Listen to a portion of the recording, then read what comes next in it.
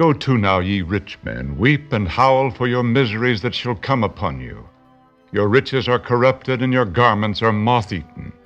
Your gold and silver is cankered, and the rust of them shall be a witness against you, and shall eat your flesh as it were fire. Ye have heaped treasure together for the last days. Behold, the hire of the laborers who have reaped down your fields, which is of you kept back by fraud, crieth. And the cries of them which have reaped are entered into the ears of the Lord of Sabaoth. Ye have lived in pleasure on the earth, and been wanton. Ye have nourished your hearts as in a day of slaughter. Ye have condemned and killed the just, and he doth not resist you. Be patient, therefore, brethren, unto the coming of the Lord. Behold, the husbandman waiteth for the precious fruit of the earth, and hath long patience for it, until he receive the early and latter rain. Be ye also patient, establish your hearts, for the coming of the Lord draweth nigh. Grudge not one against another, brethren, lest ye be condemned. Behold, the judge standeth before the door. Take my brethren the prophets, who have spoken in the name of the Lord, for an example of suffering, affliction, and of patience. Behold, we count them happy which endure. Ye have heard of the patience of Job, and have seen the end of the Lord, that the Lord is very pitiful and of tender mercy. But above all things, my brethren, swear not, neither by heaven, neither by the earth, neither by any other oath. But let your yea be yea, and your nay, nay, lest ye fall into condemnation. Is any among you afflicted? Let him pray. Is any merry? Let him sing psalms. Is any sick among you? Let him call for the elders of the church, and let them pray over him, anointing him with oil in the name of the Lord. And the prayer of faith shall save the sick, and the Lord shall raise him up. And if he have committed sins, they shall be forgiven him. Confess your faults one to another, and pray one for another, that ye may be healed. The effectual fervent prayer of a righteous man availeth much. Elijah was a man subject to like passions as we are, and he prayed earnestly that it might not rain, and it rained not on the earth by the space of 3 years and 6 months. And he prayed again, and the heaven gave rain, and the earth brought forth her fruit. Brethren, if any of you do err from the truth, and one convert him, let him know that he which converteth the sinner from the error of his way shall save a soul from death, and shall hide a multitude of sins.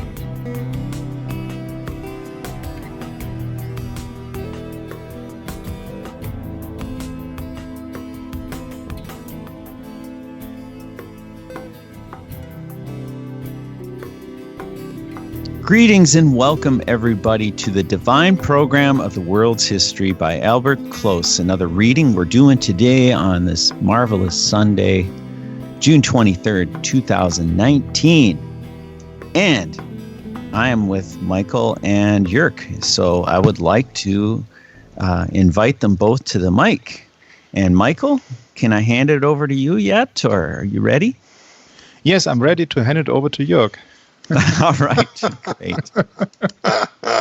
Chicken. No, it's all right. Okay. So, yeah, I'm sweating a little bit here in my little bedroom because we have about 80 degrees in my room here today.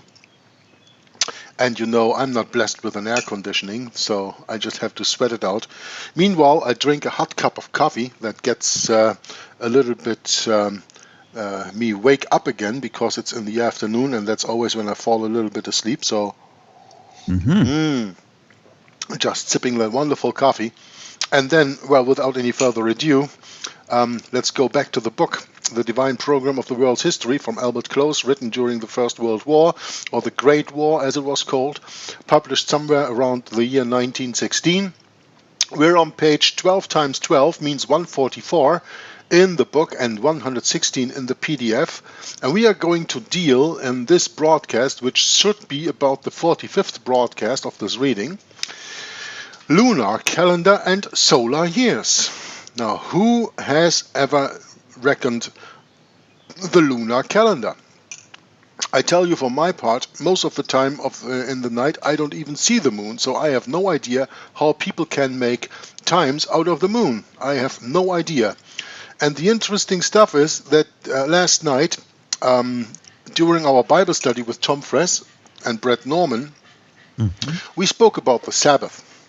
And we spoke about people who say, "Oh yeah, but the Sabbath is a lunar Sabbath. It's a lunar Sabbath you should keep." I don't mention names. If the one ever watches this video who I'm speaking of, he knows who he is. That's not the point. But, Tom made the point, when you have 30 days in a month, and that 12 times, because biblically you have 360 days in a year, that is not dividable by 7. Yeah? So, how can you have a quote-unquote lunar Sabbath when the Sabbath actually should be every 7th day? Because in 6 days God made the world and everything that is in it, and he rested on the 7th day and hallowed and sanctified the 7th day. It's every 7th day that we should set apart for worship and for obedience, special obedience to our God. We should obey him always. Thank you very much for this stupid report. We should thank and remember him always for everything that we do. But the Sabbath day is a special day to remember, as he said in Exodus chapter 20, remember the Sabbath day to how did he say that? Remember the Sabbath day to keep it holy. To keep it holy. Yep. You know? And Jörg, just quick remind you, it's a day of rest. Mm-hmm. I said worship during our study once, and Tom corrected me, and I believe he was correct in saying rest. It's a day of rest in the Lord. Yes. That's why so many people use the excuse, yeah, but Jesus is our rest. We don't need to have the Sabbath anymore. I don't want to even start a discussion on the Sabbath now. That is not the idea. I just want to tell you, when we speak about these lunar years and solar years and calendar years, which Albert Close has been talking about all through the book, you remember when he gave us the dates of the 1260 days or 1260 years, 1203 score. He used lunar years, he used solar years, and he used calendar years. All different ways of counting, all matching different kinds of dates to the fulfillment of the prophecy. So I just say, from my standpoint, and that is my personal standpoint, I cannot read anything out of the moon, because most of the time of the month I don't even see him, because it's clouded over here where I live. I don't even see the sky. Friends of mine were a few years back in Iceland, Iceland, that country in the north, and they did a few days of vacation there, and they photographed the sky. I was astonished when I saw what the sky was there. You could see the whole Milky Way. Incredible. I had no idea, because over here we have so much light pollution. You see here and there a little star, and that's it. Oh, yeah. And I can only imagine in Europe how bad it is there. I think when you live in a place where you can see that, especially Bret can understand me, because you live a little bit outside, you will have a wonderful night sky to watch at, I think. But when you see that for the first time, all of a sudden you understand the wonder of creation, right? Yeah. Well, you have to be a long way from city lights, because the city lights, I mean, they don't call it light pollution for no reason, right? Yeah, it's really, really something. Oh, yeah. Cool. And in Iceland, you don't have that light pollution, because it's a big country and very few people living in there. And Belgium is the difference. It's a very small country and very many people living in there, about 11 million. Yeah.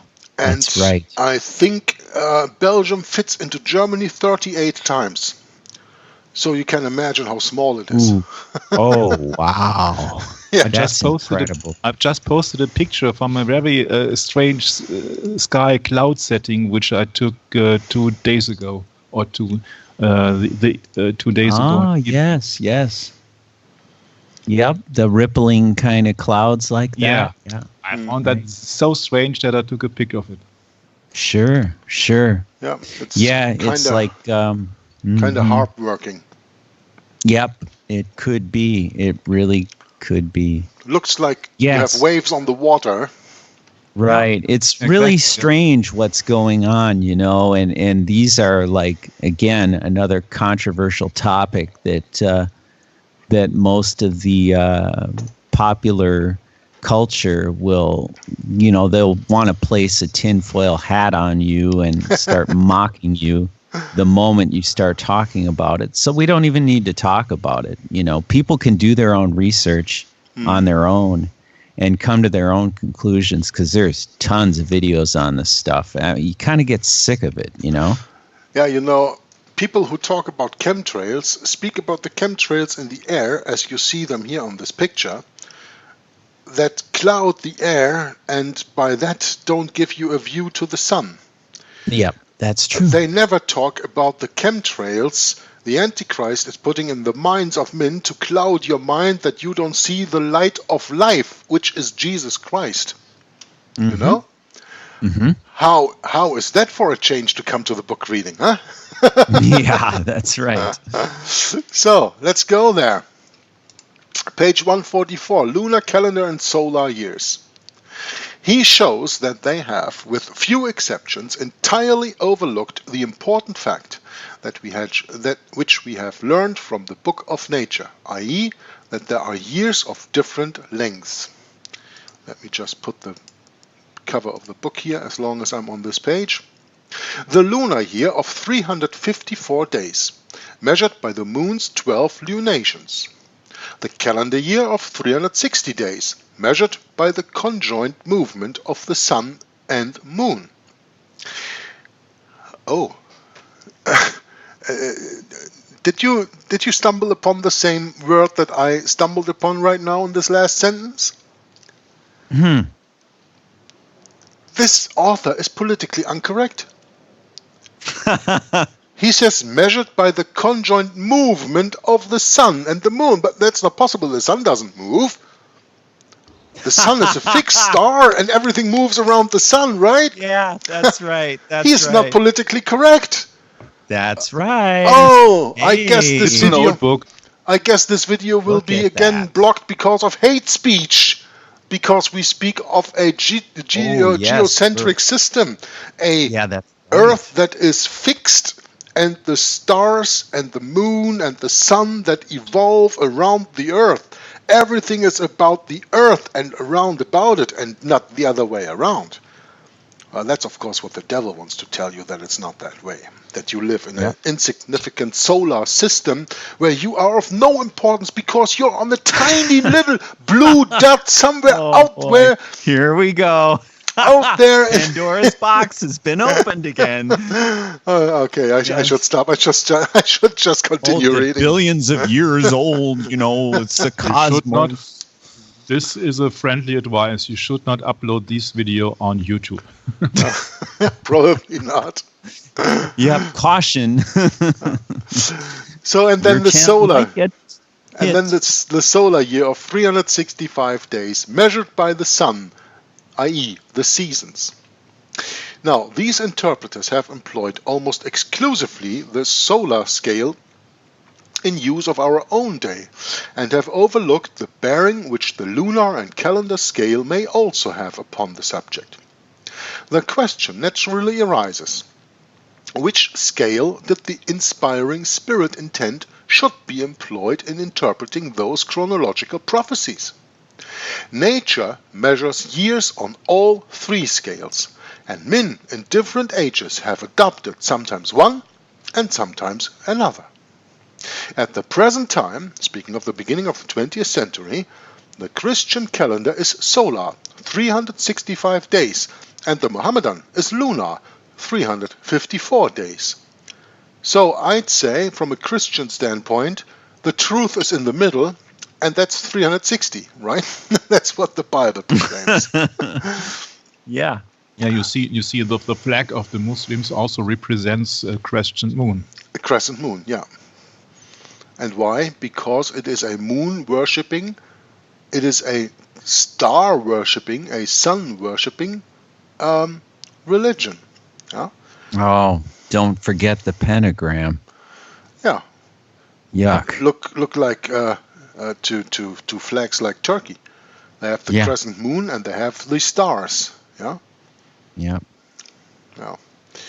Anyway, the reply as to the true scale to be employed is that, as there are several terminal dates in the stages which mark the rise and development of the papal power, so in like manner we may expect a corresponding series of terminal dates making the various stages in its downfall. No great power like the papal or Mohammedan power rises or falls in a single year. Now, that's what they always say, huh? Rome wasn't built in a day, right? Yeah, that's right. There are always a series of crises and great events both in the rise and in the fall of any great power. In the cases of the papal and Mohammedan powers, they are incipient, central, and final dates of commencement, from which, respectively, after a lapse of 1,203 years, there are corresponding incipient, central, and final dates marking the stages in their downfall. A series of commencing dates gives rise to a series of terminating dates. A careful examination of all these periods on the lunar, calendar, and solar scales indicates that the Spirit of God intended all three scales to be employed. Hence, chronological prophecy directs our attention not so much to one particular year, but rather to an era in which dates measured by the various scales from the various commencing dates in the rise of the great papal and Mohammedan powers are found to run out and lead again and again to events which prove to be stages in their downfall. Too many great stages in the rise and fall of these powers have been separated by periods of 1,203 years to be purely the result of chance or coincidence. It is providence. It is God's providence. But Jewish and Mohammedan chronology are strictly lunar, and chronological periods connected with Eastern events seem to be calculated on this scale, while those concerned with Western European or papal events seem to be measured by the solar scale, especially the final dates. If we were to take 3 watches, each losing respectively 1 second, 2 seconds and 3 seconds per day, and start them simultaneously at 12 a.m. on January 1st, they would in the course of a year arrive at entirely different terminal points. The same principle in measuring chronological prophetic periods. If we employ lunar years of 355 days, a calendar year of 360 days, or calendar years of 360 days, we arrive in the course of centuries at entirely different terminal dates to those reached if we employ solar years of 365 days. Now, taking the year 533 AD, one of the great critical years in the rise of the papal power, as a starting point, it makes a difference of 38 years in the time when the 1,203 years should expire if we employ lunar years, or 355 days of 355 days, or solar years of 365 days. The lunar scale expires in the year 1755 AD, the period of the tremendous outbreak of infidelity in France, which indirectly led to the frightful atrocities of the Great French Revolution. 1755, this is the time of the starting of Voltaire. You know, he was the one who started the policy of reasoning in France that led to the French Revolution in the end of the 18th century. 1755, that's about the time Voltaire started teaching. Oh, it says so in the next it says so in the next paragraph. I didn't know that. Voltaire, 150 years ago, carried his atheistical teaching to Germany, where he was the guest of Frederick the Great for some years. Voltaire's atheism and rationalism gave Germany her rationalist professors, and these in time undermined the Bible and gave the world the modern German interpretations which have almost destroyed the Bible in Germany and neutralized its power in almost every other land. Speaking of the higher criticism, that is. Yeah? The solar scale expires in the year 1793 AD, the year of the reign of terror in the French Revolution, and the complete overthrow of the Roman Catholic Church in France, in the course of which 24,000 priests and monks were massacred, and 40,000 churches, chapels, and oratories were desecrated and destroyed, and the Roman Catholic religion was abolished in France. It is evident from other scriptures and from the marvelous way in which some of these periods have been fulfilled by history that the divine mind intended all these periods of time to be interpreted on the one given scale, a day for a year. We are led, therefore, to conclude that in these symbolic prophecies, where time is predicted in miniature and in mystery, in harmony with the miniature and mysterious nature of the symbols in the prophecy in which they are mentioned and by which the prophecy is conveyed, that a day is the symbol of a year, that a week stands for 7 years, a month for 30 years, 30 times 42 gives you 1,203 score, and a time for 360 years, 3.5 times 360, results again in 1,203 score. The 40 and 2 months, which are considering, no doubt means 1,203 score years, because the great terminal periods, marking epochs in the rise and the fall of the Pope's temporal power, have been separated by periods of 1,203 score years. Now let's have a look at the era between 1905 and 1923 AD. In AD 533, Justinian's decree, well, that gave us the Justinian law, 1,260 or 1,203 score solar years leads to the reign of terror in the French Revolution in 1793, when the Church of Rome was overthrown in France. AD 607, Focus decree, which gave completely spiritual power over all churches in the known world at that time, 1,203 score solar years leads to Austrian and Franco-Prussian wars and the fall of papal temporal power between 1866 and 1870. Brothers, before I continue, I have to tell you that I am so glad that I have found this one book speaking of this Catholic thing of the German unity, where it is written that these protecting French troops left the Vatican in 1866, because that led up to the understanding which we have here all over the book. I mean, this wonderful author, Albert Close, he always repeats this period of speaking from 606 through 1866, 1870. You know, it always takes a few times to establish itself. So it's just wonderful. It is so wonderful, in my humble opinion at least, that we are blessed with reading this book to tell you a different story, but that which is out there in the mainstream that always speaks of 538, 1798. Right? The author just spoke about 533 to 1793. Now he speaks of 607 or 606, 607 through 1866 through 1870. He is taking the blinds of our eyes that the Seventh-day Adventist Church has put on our eyes. We come to a completely different understanding, and we see all of a sudden that the Seventh-day Adventists are not the historicists as they claim to be.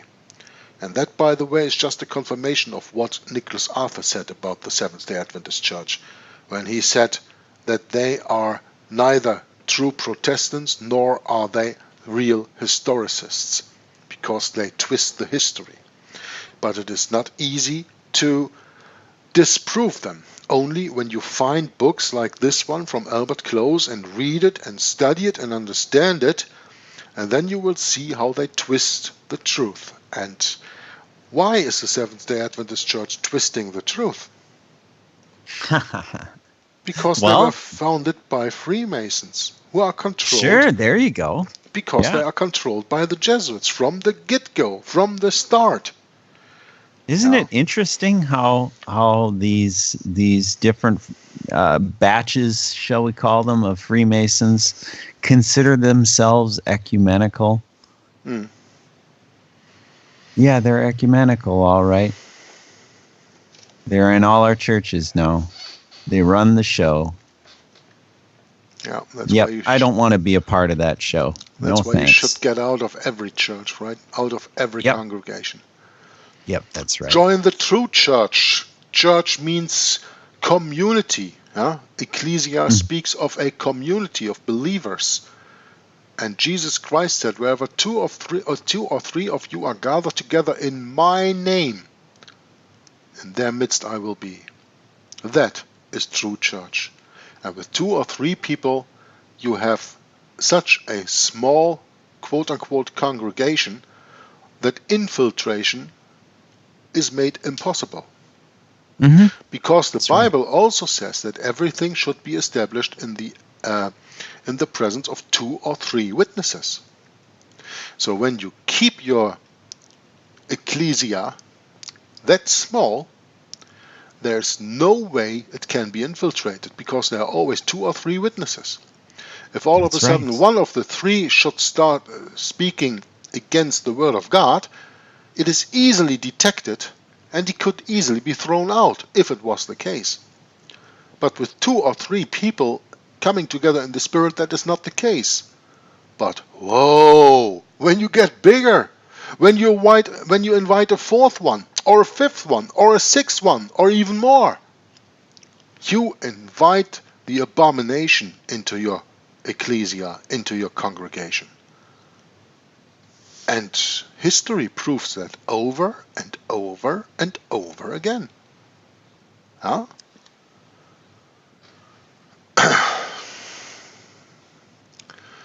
AD 663. Full development of the Latin or Roman Church, 1203 calendar years extend to AD 1905, when the separation law was passed in France. This law separated the Roman Catholic Church from the state.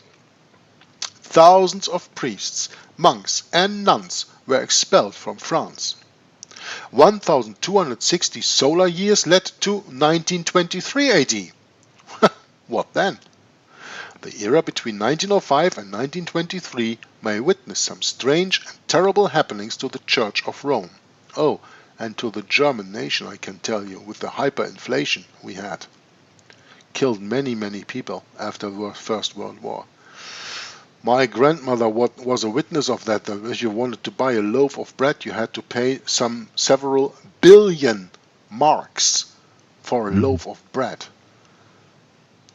And when you went to the bakery in the morning and you had to pay, for example, 2 billion marks for a loaf of bread, and you returned in the evening, you wanted the same loaf of bread, the price has been doubled or tripled. That's why people at the end of the day got their salary. Because if they didn't go shopping that night, the next day they couldn't buy anything with it anymore.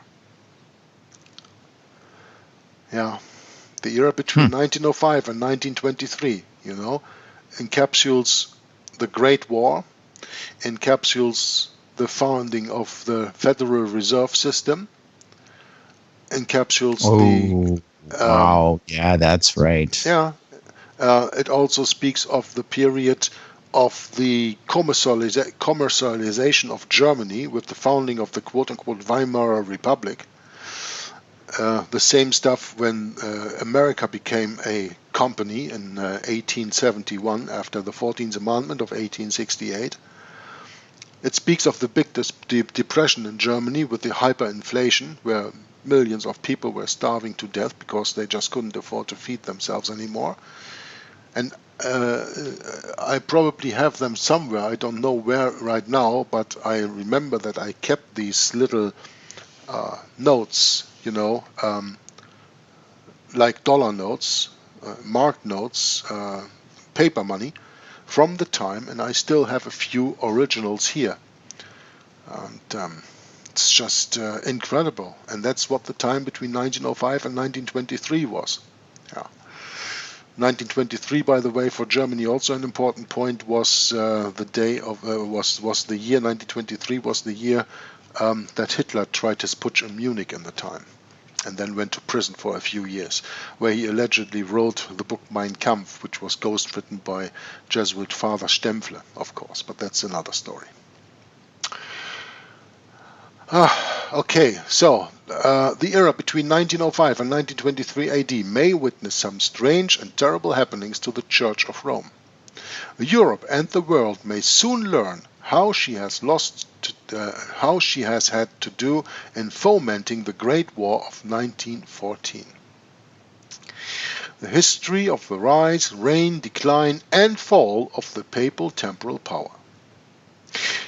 But as all are not familiar with the history of the rise, the reign, the decline, and the fall of the papacy's political power, it is necessary in order to prove that the papacy has fulfilled the predictions in the Book of Revelation that a brief sketch of that history should now be given. The facts of history in connection with the rise, reign, decline, and fall of this great power are briefly these. For the first 3 centuries after Christ, pagan Rome persecuted and sought to exterminate those who professed the Christian religion. In the beginning of the 4th century, the Emperor Constantine, who was converted about this time, who was quote-unquote converted because he never was really converted, he was a pagan until his death, established Christianity instead of paganism as the state religion of the Roman world. This gave the bishops of Rome considerable prestige, and before long they began to claim supremacy over other bishops, sometimes on one ground, sometimes on another, but chiefly from the importance of the See of Rome. If you want to learn more about this fact and the rise of the bishops of Rome, you have to read the wonderful book from James Atkin Wiley on the papacy that is 450 pages. Brett, you got the original book there, right? You got the original title, I think? I'm sorry, the papacy? Yeah, this is the German book I have here. Let me just go there. Yeah. I have the title. I have the title I have here it somewhere. I have to dig for it, but yeah. I got it here. The papacy, its history, dogmas, genius, and prospects being the Evangelical Alliance First Prize on Popery by James Atkin Wiley. That book you have to get. This has 453 pages. This is the German edition. I'm on page, 288 for the moment in preparing the book reading. And I'm doing another read tonight where we start on page 59, just in the 3rd chapter. But this book you have to get, and you can get it freely on the internet. There's a download link here where you can get it from the internet for free in English and in German. And it's called The Papacy, Its History, Dogmas, Genius, and Prospects, being the Evangelical Alliance First Prize on Popery by James Atkin Wiley. The German version is published in 1853, so I think the English version must be about the same time. So that's in the midst of the 19th century. It is a wonderful work, and it goes extensively over the rise of the bishops of Rome. It goes extensively over all the points the author makes here. The rise, the reign, and the decline of the papal temporal power. Because in the time James Atkin Wiley wrote this book, the fall was not yet set in, because that came 1870, and the book was published somewhere 1850, 20 years before that. Anyway, if you want to get deeper into that history, I can only advise you to read that book. So it says... I find it a little bit sad that he's speaking of established Christianity instead of established Roman Catholicism. As you see, he's pointing out that Constantine has established Christianity instead of paganism. It says that the Roman Empire sought to exterminate those who professed the Christian religion. We are speaking about the true Christians. In the beginning of the 4th century, the Emperor Constantine, who was converted about this time, which is not true, he was not converted, established Christianity instead of paganism as the state religion of the Roman world. That's true, he did. he did establish Christianity instead of paganism, but the problem is that was not Christianity after it was introduced, because then with missionary adaptation, that Christianity became apostate. Yeah, that's my point. Because in the first place, sorry to interrupt you here, Michael. In the first place, he established Christianity as the state religion. Whether you like it or not, that's what he did. But that Christianity, as it was the true Christianity, never took place. It was directly via missionary adaptation, paganized. That's absolutely true what you say. But he ordered it to be Christianity. That's why everybody today takes Roman Catholicism for Christianity. They preserved this lie all through the centuries. I mean, ask the average John Doe on the streets, is Roman Catholicism Christianity? And 90% will tell you, yeah, sure it is. 99. Or 99. Yeah. Yeah, that's right. And it is not, and we know that. But Emperor Constantine stopped the persecution of the true Christians after the persecution of the 10 years, this 10 days of tribulation that Jesus Christ spoke of in the book of Revelation that took place between 303 and 313. Then he fomented the edict in 313, the Edict of Constantine, which gave peace to the Christians at that moment. And it took a few more years until he established the Christian belief system as the state religion of Rome. But of course, with establishing Christianity as a state religion, there already it went wrong, and it became paganized Christianity. But he really used Christianity, the real Christianity. That was his setup. But of course, real Christianity can never be established as a state religion, because those things are contradictive, right? Right. Because you have a combination of state and church.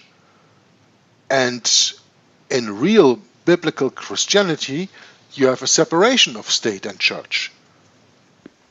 That's why in the old times, in the Old Testament, you had the Levites and you had the kings on the other hand, right?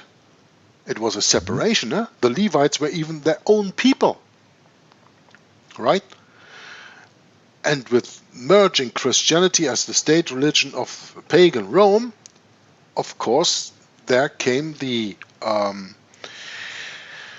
what's it called? Not abomination, that's not the word that I'm looking for. The falling away. That is the big falling away that Paul warned on. So at that moment, every true Christian, of course, was called to come out of that church, because otherwise you were caught in Roman Catholicism that was building itself out of paganism, you know. But Roman Catholicism has to come from somewhere. You had the pagan Roman Empire on the one hand, you had Christianity on the other, and by merging these two, you have the foundation of Roman Catholicism. So it was not Roman Catholicism that took over Christianity. It is Roman Catholicism that came out of the merger of church and state, and the result was the universal or the Catholic Church as we know it today.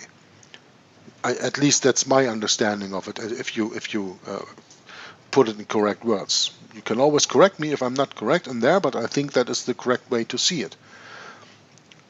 And the real Christianity at that time went underground and was still persecuted and still is persecuted up to today, right? All through the Dark Ages, it were the Albigenses, it were the Waldenses, it were the Huguenots. There were all these biblical Christians that opposed Rome all through the centuries, and that is what the few Protestants today in the world still do, protesting the papacy and working against the papacy. But that real Church of Jesus Christ went underground, and that what was embraced by the Roman Empire as Christianity was then paganized Christianity, and there a development took place. And from this merging of paganism and Christianity, the result is Roman Catholicism. Can we agree on that?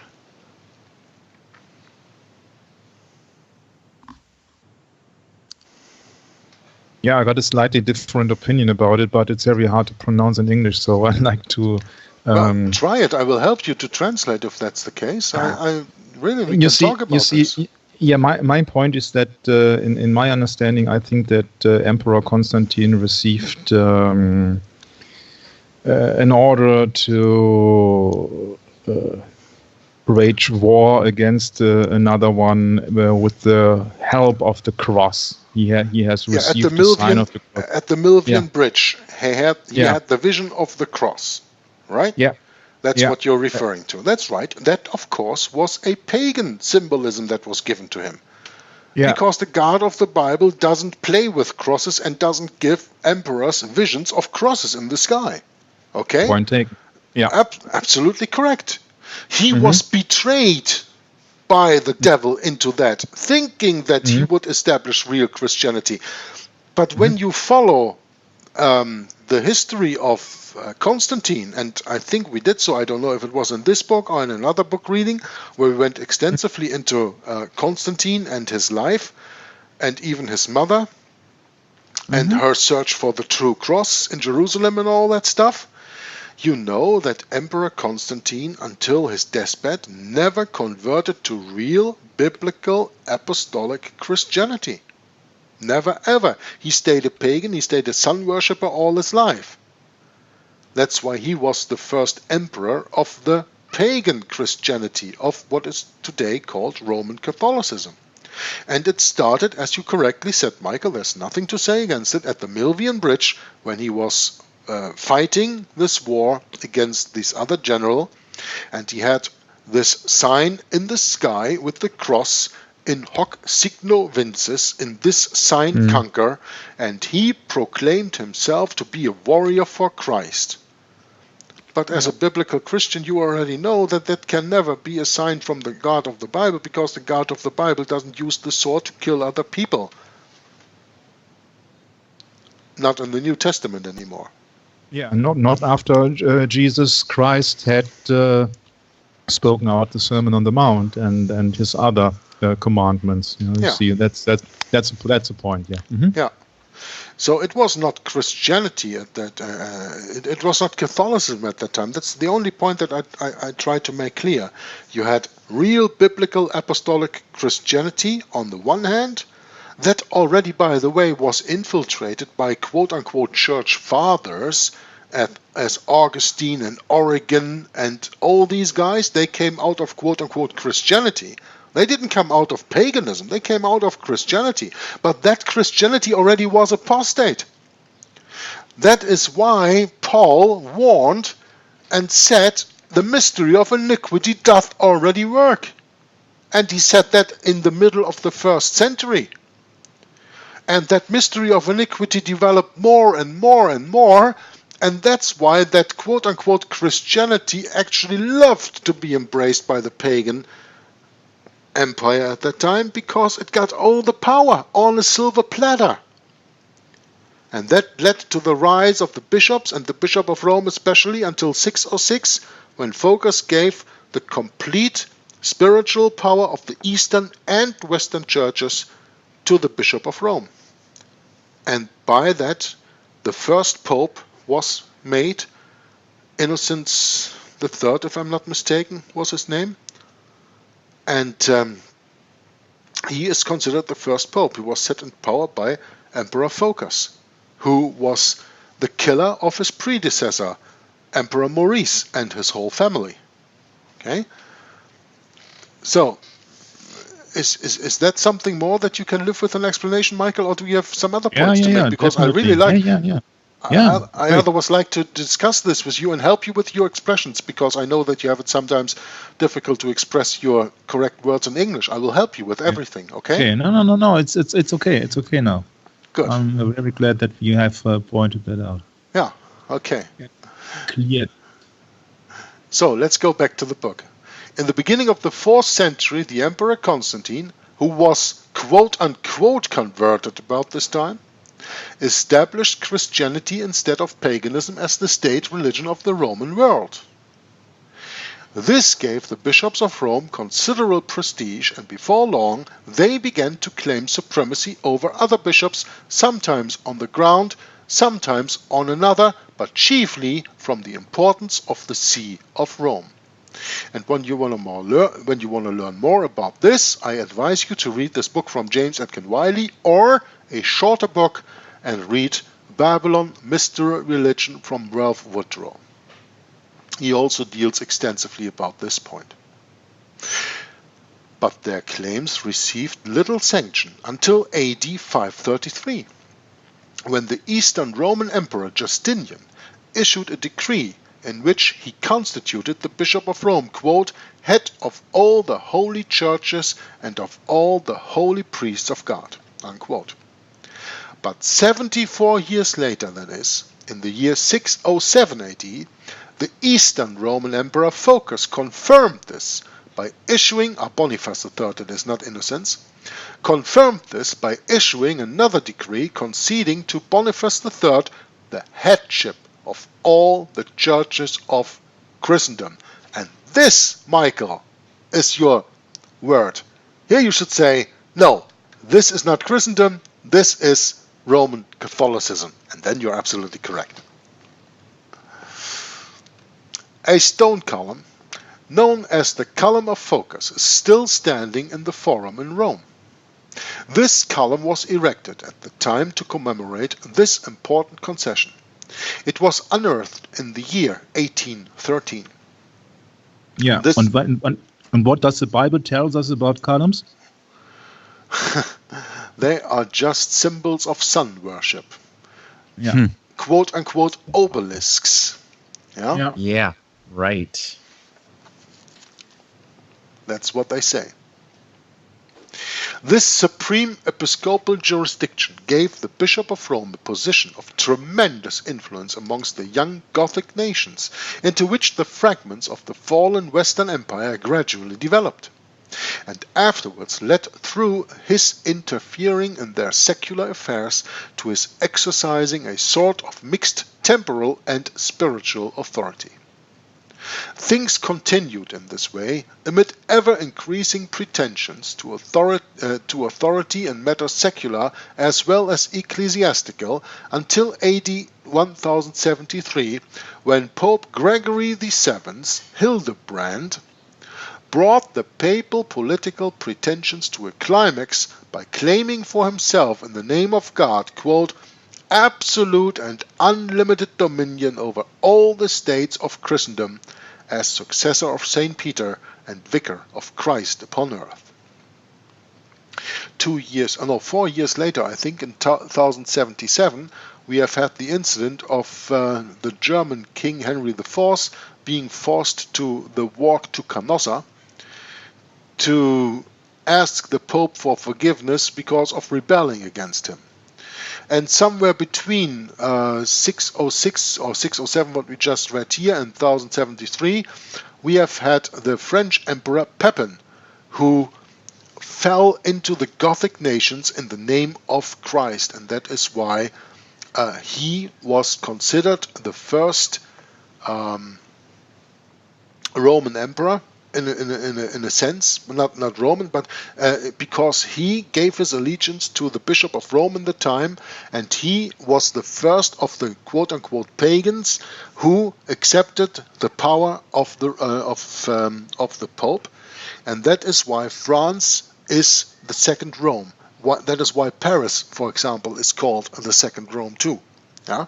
That is Emperor Pepin, but we are not going into that discussion right now, right here, maybe later on in the book. The papal noonday and the world's midnight. Yeah, when the one shines in the light, the other one stands in the shadow. When this authority over kings had been exercised for about a century, the papal power reached its utmost height. Quote, and this comes from Hallam's History of the Middle Ages on page 368. The noonday of papal dominion extends from the pontificate of Innocent III inclusive to that of Boniface VIII, or, in other words, throughout the 13th century. Rome inspired during this age all the terror of her ancient name, She was once more the mistress of the world, and kings were her vassals." Unquote. We come to the decline and final fall of the Pope's temporal power in AD 1870. At the end of the 13th or the beginning of the 14th century, the papal political power began from various causes to decline, and continued to do so all through the succeeding centuries until the year 1870, in which year the Pope lost the last vestige of his temporal power when Rome ceased to be governed by the Pope and became the capital of the Kingdom of Italy. Europe was divided into two great camps. Maybe we can go a little bit more into this little time here. It says, at the end of the 13th and the beginning of the 14th century, the papal political power began from various cases to decline. The 14th century, and I would even say the 15th century in this year, because we have this council from Constance, where Jan Hus and Jerome were killed, where 3 popes started the council, and 2 were killed and 1 was set aside, and the 4th one was elected. And then you had the beginning of the 16th century, where there was a council in, I don't know where exactly, but that ran from 1513 through 1517, just a few months before Martin Luther started nailing his 95 Theses on the church door in Wittenberg. And on that Roman Catholic council, there was a bishop or cardinal who said to the Pope that now there is no Protestant left in the world, they are all erased, and the power of the Roman Catholic Church is absolute and universal. And then a few months later, Martin Luther started nailing his 95 Theses on the church door in Wittenberg, just to confirm that God still is in control and that real biblical Christianity was back on a revival, and show the Roman Catholic Church her limits. Yeah? If you guys want to add anything, please, anytime. Otherwise, I just continue. This is intense. Very intense. Very, very intense. Yeah, it's history. Yeah, I mean, you're talking about the papal noonday. I mean, wow. The world's midnight. Yeah. Yep, that is a big deal. That is a really big deal in history. And then, of course, that's a lot of time to cover, in a short space. Yeah, it is. So, yeah. But that's interesting to take this view, this brief overview, and see how that pans out in a short space. And, because we didn't live through these eras. No.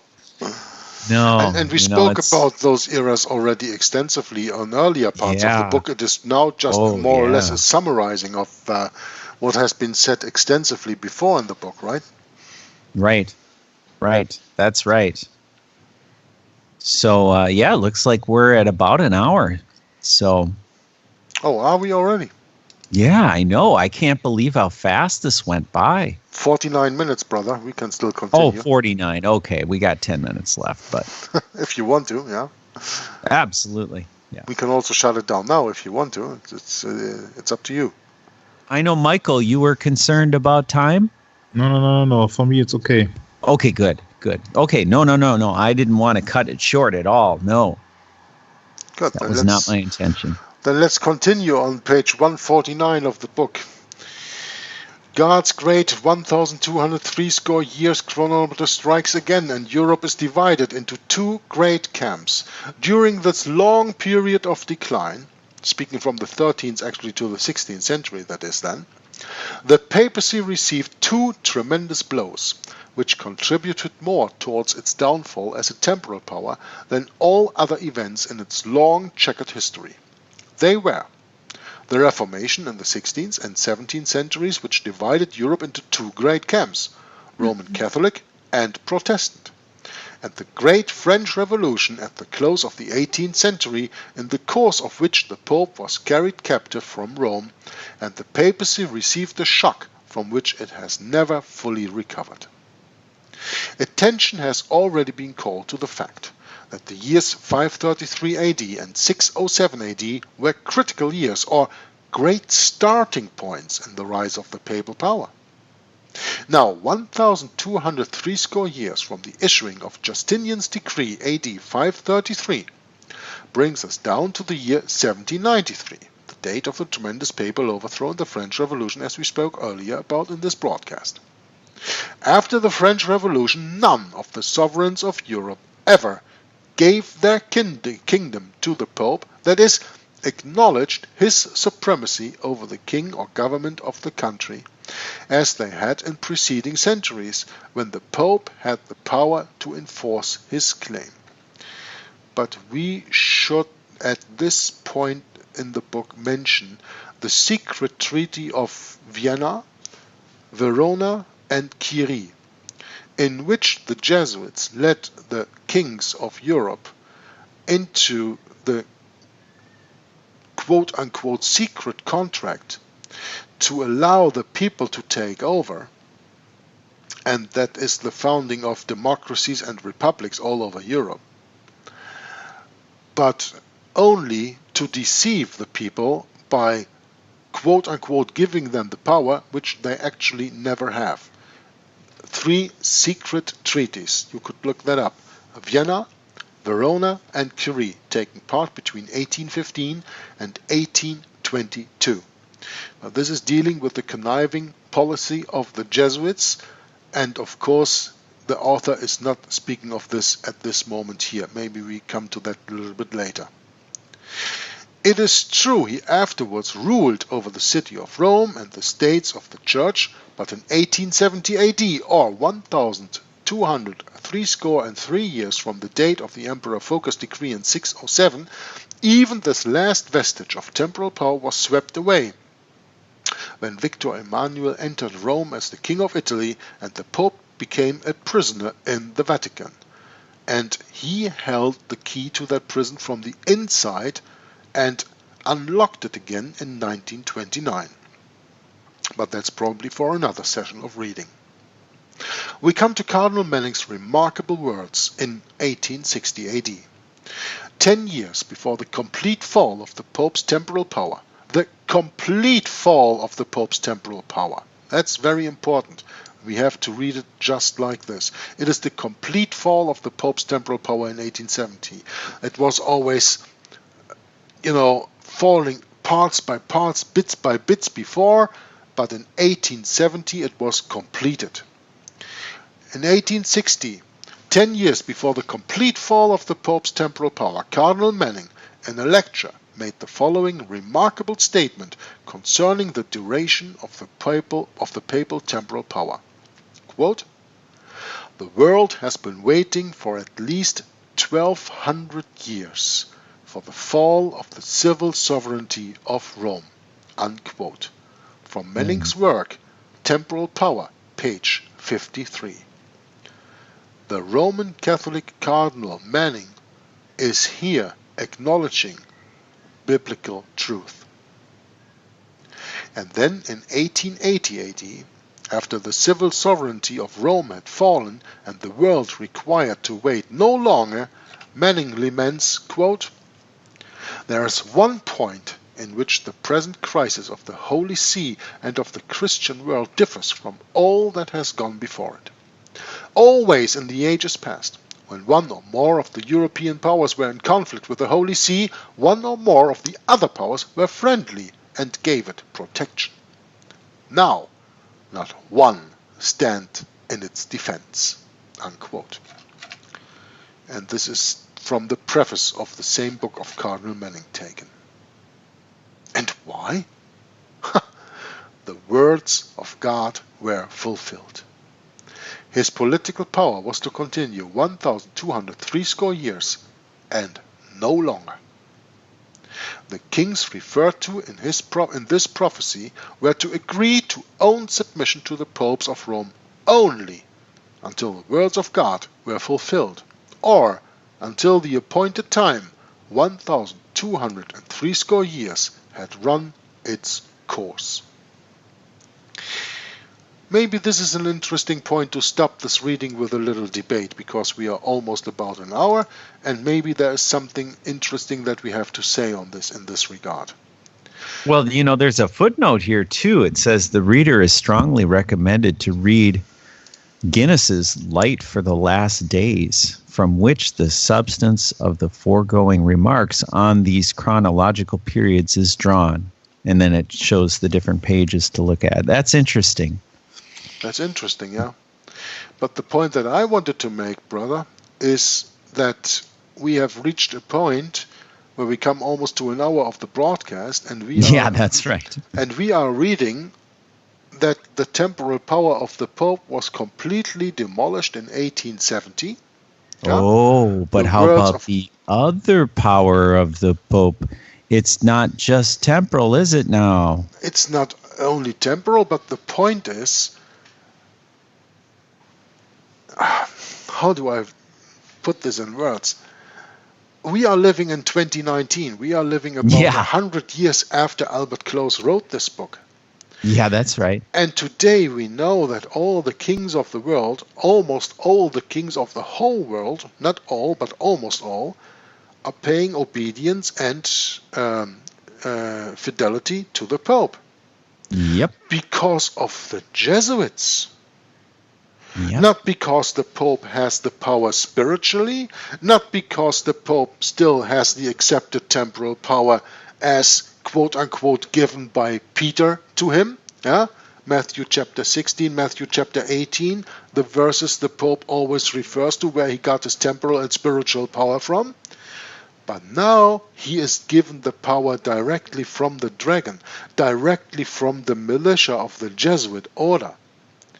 This is another era that we are living in now.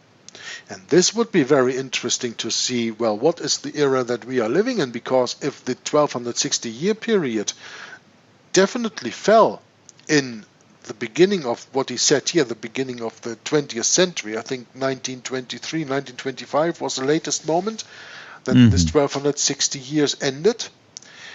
When we consider, well, what we are living 100 years after that, the temporal power and the spiritual power, especially the temporal power of the Pope, is gone.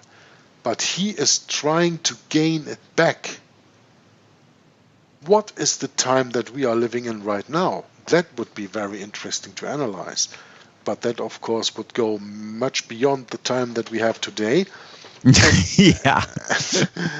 Well, that's really the whole point of doing these readings, sure, Jörg, is to get a better understanding of where we're standing today.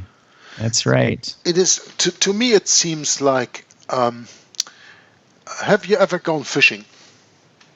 Sure. Oh, you bet. So when you go fishing and you put your line out there and you got a biter, that fish is going to fight when you want to drag him to the land, right?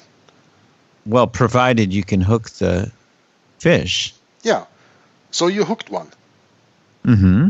And you drag him in, you drag the line in. What he's you going have to do, to wear him out, though. You can't just drag him straight in sometimes. He's battling against you, right? It's a big one. Yeah. He's battling against you. He's battling for his life. Sure. Well, I think this is what we see with the papacy. His time is done, his prophetic time is done, but he is just on the hook and he is just fighting back. These are the last, in Flemish we use the word Stuiptrekkingen. These are the last Zuckung in Deutsch, in German. Do you know the translation of that word, Michael? The last. Not yet. What's it gonna called? Oh, sometimes Twitches. Twitches? Yeah. Okay, so the last twitches of the papacy. Yeah, that's right. Before the end comes. Or you could say tugs, tugging. Yeah. Twitches. Yeah, that's good. I don't know. I really have to look it up. Close enough. Yeah.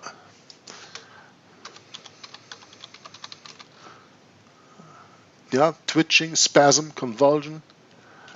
The last spasms, yeah. Yeah. Right. To fight against what is inevitable. Mm-hmm. I mean, this is what we see right now, Right. before the second coming of Christ. Yeah. Because that's what gives a complete and utter end to the reign of the papacy, to the reign of the Antichrist.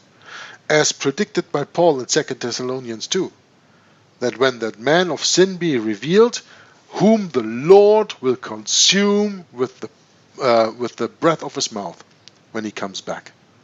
Mm-hmm. We are just living in that time until the complete losing of the temporal and spiritual, most of all temporal power of the Pope, until the time of Jesus Christ returns and it is really finished.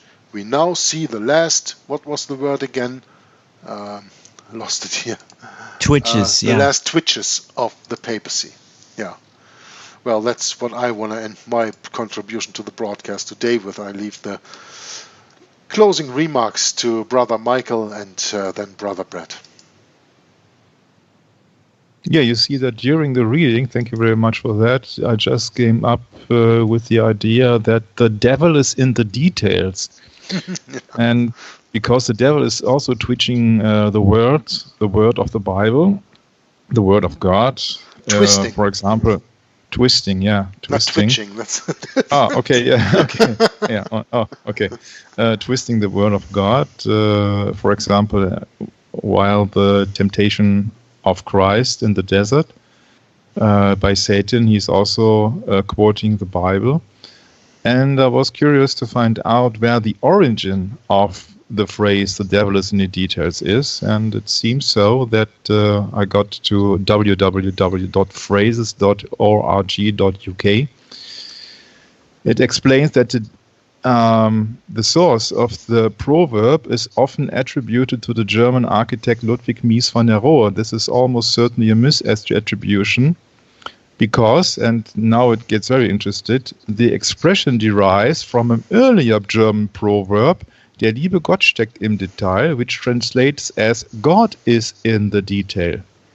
Wow. So I have never heard that God is in the detail because I was raised and indoctrinated with the fact that it's quite usual to use the proverb, "the devil is in the details." And I found it very interesting that all of these things are completely 180 degrees turned around.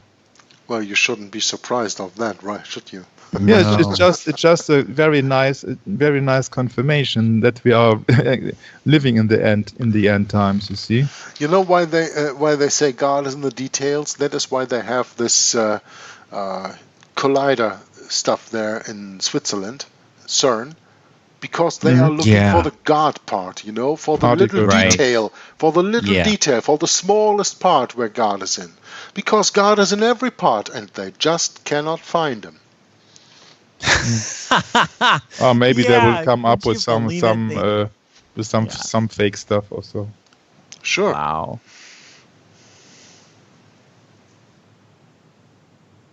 Yeah. Also, I like to add that just 2 or 3 pages earlier, it was said that the biblical prophecy is always a day for a year.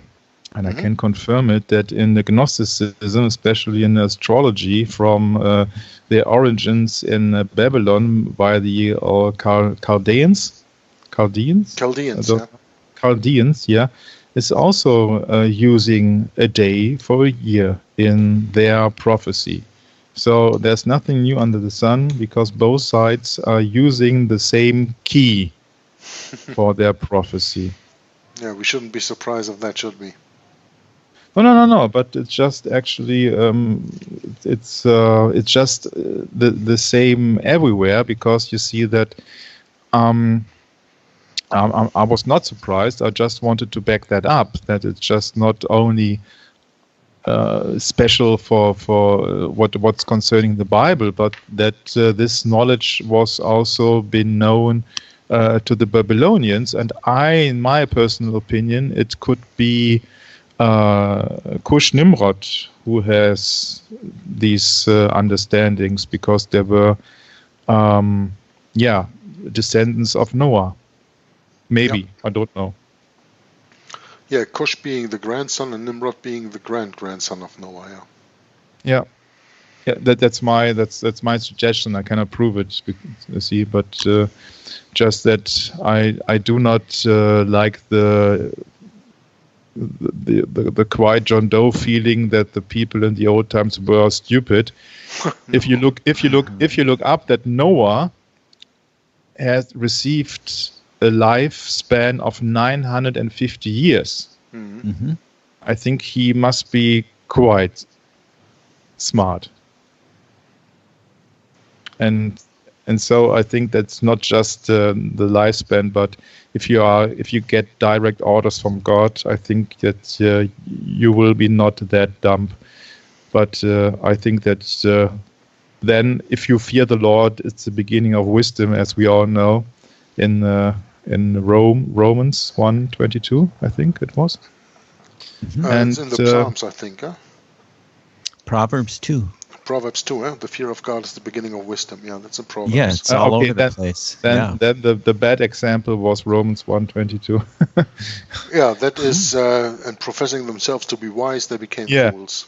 Yeah, okay, that's quite that's the other way around too. Yeah, but you see that in the times quite some 1,000 years before Christ appeared on this earth, people were so much had so much more time to learn. And then if you think about that, people have married then at the age of 100 years or so, I think then it's also quite obvious why their marriage did last. Because nowadays everything is so speed up. Yes, it is. Yeah, it's so sped up so that people do not take their time to study. People do not time to realize the importance of their decisions. Oh, they want it all in a short time span. Yeah. Yeah, because they know they have only got a short time span. Well, that's at least what they think. It's if they becoming a victim of ideology, I think. Yeah, but if you but realize, please, brother, that if they follow the path of Satan, then they really have only these lifespan of 70 or 80 years. Mm-hmm. So it's just also the same. It's the same for Satan. It's the same for people who are following Satan. They only the natural man. Yeah, they only got right. a short time. That's absolutely right. So live fast, die young, and so live every day. If it's were your last, that's the ideology of the people who are following Satan, to have lust instead of love. Mm-hmm. And so I think that was quite an interesting read. And we should be thankful for every detail which is revealed to us. And I'd like to thank all of you for joining or letting me assist you. And I'd like to hand it over to my brother Bret. Thanks, Michael. We're really happy to have you here, because without you, it wouldn't be the same. And I just find it remarkable that this book covers so many points in such a short space.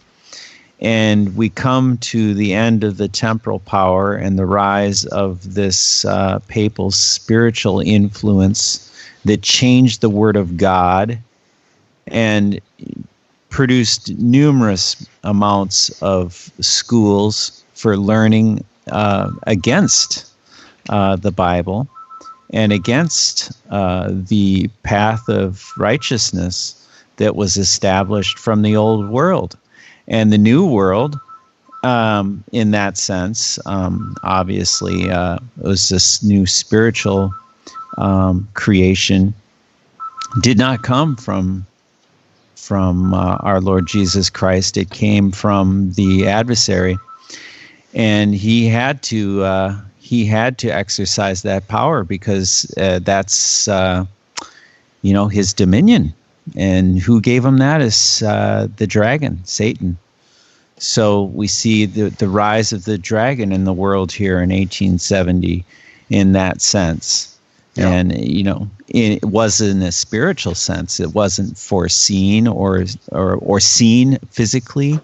It was done in private. It was done in secret. It was done, you have all these different influences springing up at that time. I think Freemasonry. Speak of the beast coming out of the pit? Yeah, that's right. Oh, yeah. That could be that time, right. The re-establishing of the temporal power which God ordained to be fallen in the latest 1870. Right. But the Jesuits, of course, working against that, and this leads to the last twitches of the papacy we spoke about. There we go. The beast that comes out of the bottomless pit. Yep, there we go. So very good. Very, very good to get this far with the reading today. And we have some really big ones coming up here. This next portion of the book to the end is going to be very interesting, I think. Very, very interesting. We'll probably go out like a bang then, I would think. Stay tuned, they say, right?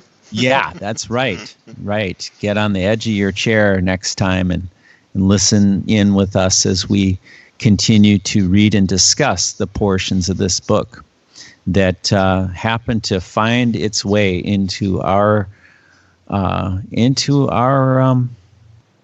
being here, into this just incredible, the gift of the Spirit. It lives on, and we hope that you can find it and grow in the Spirit of our Lord Jesus Christ today. And with that, we'll close it down. God bless, and we'll catch up with you next time. Bye-bye. From whence come wars and fightings among you?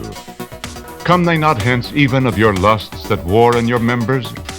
Ye lust and have not, ye kill and desire to have and cannot obtain. Ye fight and war, yet ye have not because ye ask not. Ye ask and receive not because ye ask amiss, that ye may consume it upon your lusts. Ye adulterers and adulteresses, know ye not that the friendship of the world is enmity with God? Whosoever therefore will be a friend of the world is the enemy of God. Do ye think that the Scripture saith in vain, the Spirit that dwelleth in us lusteth to envy? But he giveth more grace. Wherefore he saith, God resisteth the proud, but giveth grace unto the humble. Submit yourselves therefore to God. Resist the devil, and he will flee from you. Draw nigh to God, and he will draw nigh to you. Cleanse your hands, ye sinners, and purify your hearts, ye double-minded. Be afflicted, and mourn, and weep. Let your laughter be turned to mourning, and your joy to heaviness. Humble yourselves in the sight of the Lord, and he shall lift you up. Speak not evil one of another, brethren.